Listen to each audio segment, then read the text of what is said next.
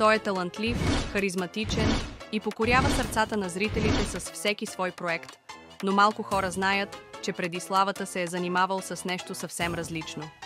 Как една неочаквана възможност пренаписа бъдещето му? Днес ще разкрием невероятната история на Йигит Киразджа, неговия път към славата, тайни от личния живот и 5 шокиращи факта, които малко хора знаят. Йигит Киразджа е роден на 17 август 1983 година в Истанбул, Турция. Израства в семейство, което няма нищо общо с актьорството.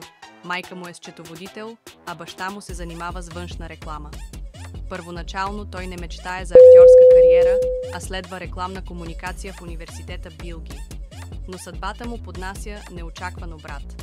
Работата му като модел му отваря вратите към света на телевизията, а дебютът му на екран е през 2007 година.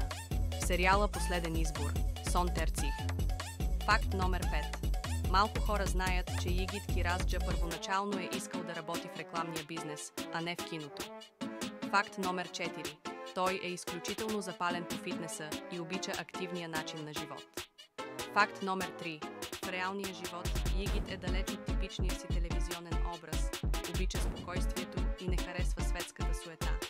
Факт номер 2. През 2023 година се присъединява към хитовия сериал "Шербет" от Боровинки, Кызылчык Шербети, където изиграва мистериозния рюзгар.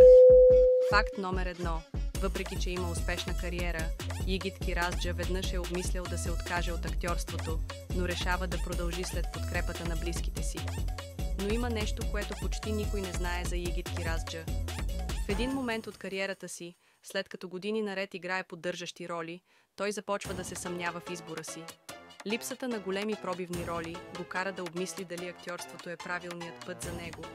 Но тогава получава роля в сериала "Харесва не харесва", Севиор Севмиор, приятна забавна комедия, който му носи огромна популярност.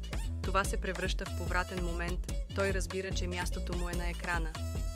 След успеха в "Шербет" от Боровинки, Йигит Киразджа поема ново предизвикателство – ролята на Мали в дългоочаквания сериал "Лейля". Мали е красив, но морално съмнителен мъж, който винаги намира лесния начин да изкара пари чрез измама. Израснал е в тежки условия, заедно с Нур, и тяхната болезнена връзка оформя бъдещето му. Той е един от най-емоционално разкъсаните герои в историята, мечтае за принадлежност, но слабостта му към Нур го въвлича в мрачния свят на интриги и манипулации. Войната между Лейля и Нур ще го постави пред съдбоносен избор – дали да продължи по пътя на измамите или да се опита да промени живота си. Животът на Йигит Киразджа е истинска киноистория, пълен с възходи, падения и неочаквани обрати.